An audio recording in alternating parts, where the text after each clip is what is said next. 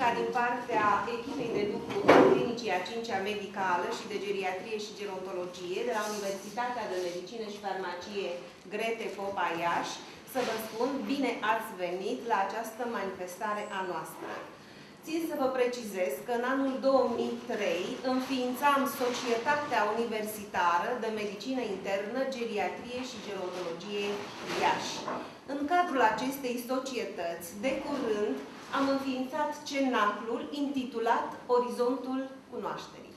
Și astăzi, aici, cu dumneavoastră, este prima întâlnire de suflet. Ca o mică paranteză, nu am spus conferință, ședință sau altceva, deci este prima întâlnire de suflet a acestui cenaclu. Suntem onorați de prezența unor personalități culturale ieșene, pline de rezonanță spirituală și dumneavoastră vă cunoașteți între dumneavoastră și vom face cunoștință și în partea a doua a manifestării noastre. După cum vedeți în program, este un mic cuvânt al meu, iar toată această întâlnire de suflet vă rog să o acceptați, să fie dedicată domnului inginer Ion Anton, publicist, eseist, scriitor și poet, care ne reprezintă comunitatea românească în Los Angeles, Statele Unite ale Americii. Vă mulțumim că ați venit la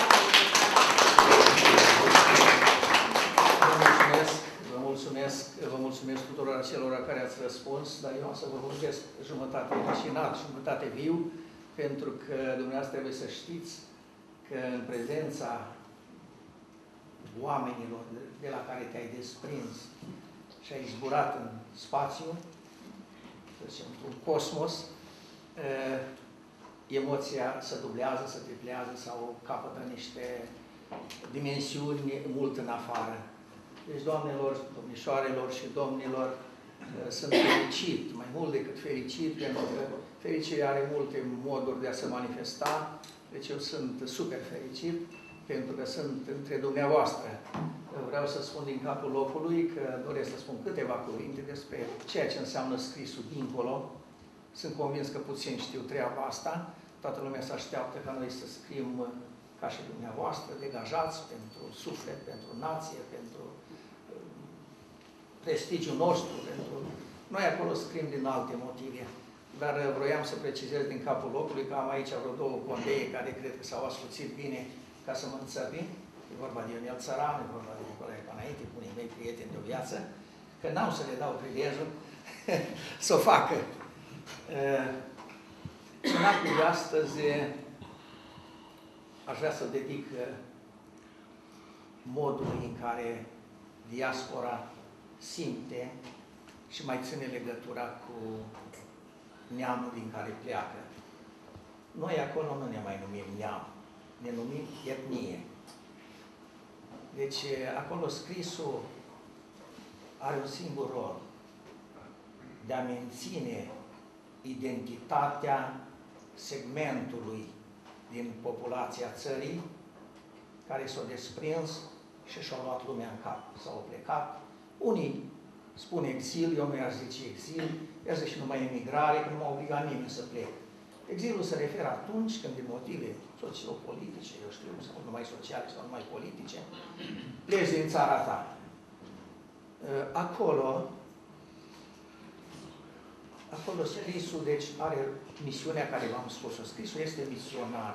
Eu în țară n-am scris mai nimic pentru că prietenilor să le scriu scrisori frumoase, mă rog, ca să primesc un răspuns pe măsură. Dar acolo, când am ajuns, am simțit că acel segment de care vă vorbeam are nevoie de un stimulent, de o susținere. Și atunci, scrisul acolo este ca un colac de salvare. Aș vrea să nu spun niciun cuvânt care să n-aibă rost. Deci ceea ce vă spun este simțirea unui segment de neam care s-a desprins și plutește în universul din jurul țării noastre. Este ca o arcă în care oamenii, comunitățile românești, navighează printre icebergurile și stâncile care pândesc sau ispitesc în universul în care ne mișcăm. Am scris și scriu în continuare, dacă cineva m-ar citi, ar crede că sunt un mistic, sunt un om pătruns de spiritul teologic. Sunt și pătruns, că fără credință, Sfântul Apostol Pavel a spus, credința fără faptă moartă este, iar profetul de la Rohia, Nicolae Steinhardt, este un pustiu structuralist. Vreau să credeți că așa este. O spus-o și Petre Țuțea, deci fiecare în alt context, și Urumbrand, și Petre Țuțea au zis că dacă simți că existi, numai când trăiești în biserică. Ei, vreau să vă spun că acolo biserica are un rol primordial în identității unui neam. Știți că cine are o limbă, are o credință. Cine are o credință, are o biserică. Cine are o biserică, are o țară. Aș vrea să credeți că până la 1989, biserica, indiferent în ce colț al lumii s-a aflat pentru comunitățile românești, era un colț de țară. Acolo lumea se întâlnea și își trăia viața ca și cum ar fi trăit în sectorul din țara lui. Am scris și scriu totul pătruns de momentul evenimentelor.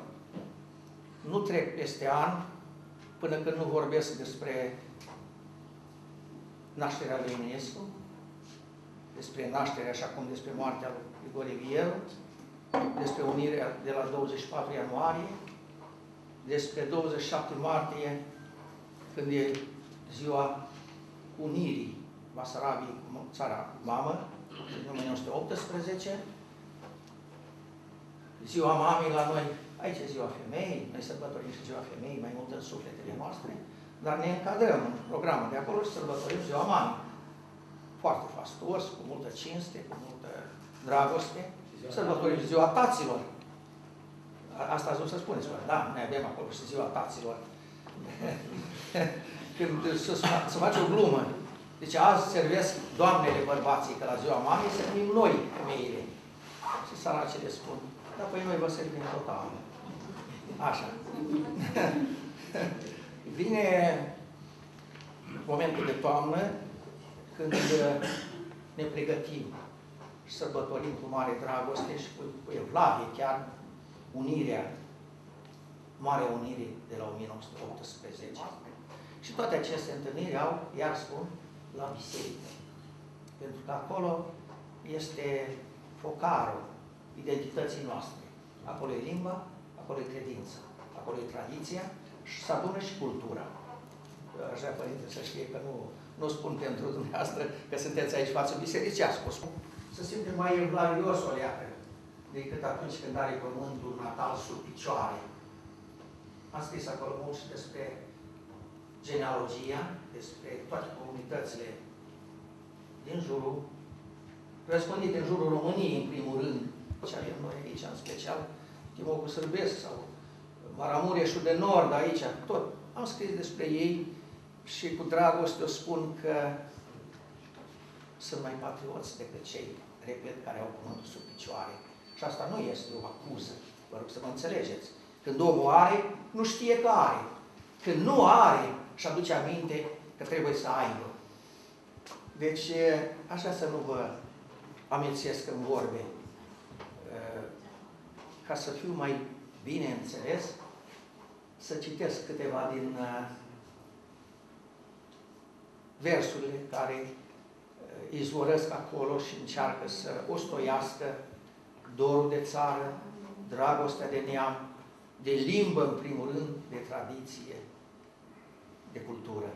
Pentru că eu, când am ajuns acolo, în 94, cineva mi-a spus, nu mă cunoștea, să uiți românește. Cred că ești nebun.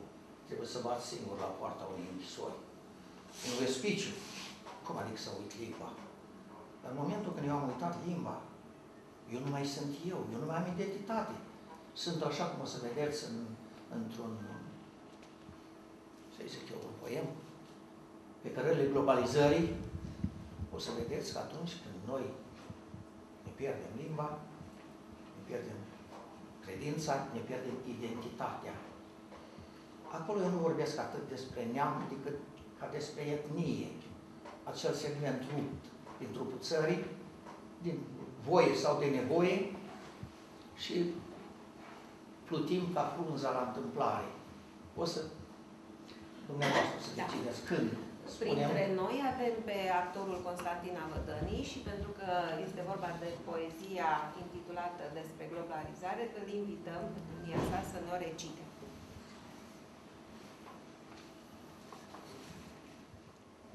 Și încă cine ești, cu foamea ta de viață, din via tuturor, plecările din vatră, de neamul tău îl dor.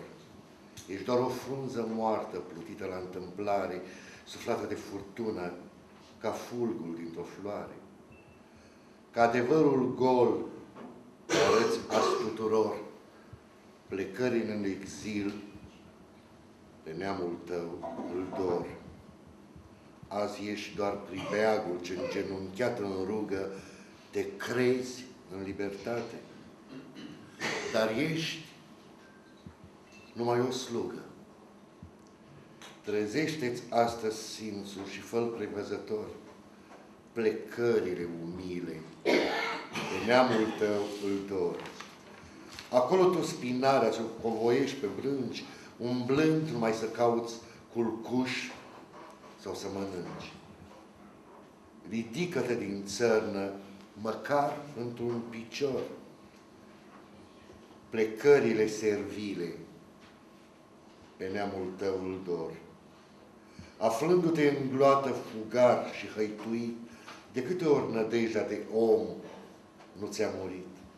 Ai plâns, te-ai zvârcolit sub ochii tuturor, plecările în străini, pe neamul tău îl dor. Să știi că viața e o undă trecătoare. Din țară ai plecat și ești în lume mare, purtând povara mare a amintirilor, plecările din plie, pe neamul tău îl dor.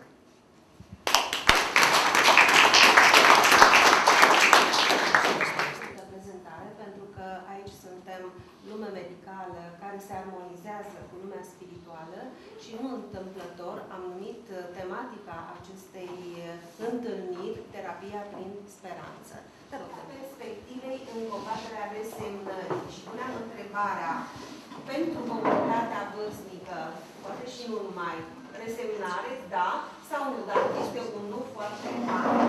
Implicațiile socio-comunitare ale vârstnicilor reprezintă un capitol destul de important și ați văzut deja că domnia sa, domnul inginer Ion Anton, ne-a povestit câte ceva despre ce înseamnă comunitatea vârstnică, dar în continuare îl vom ruga să ne mai spună câteva cuvinte.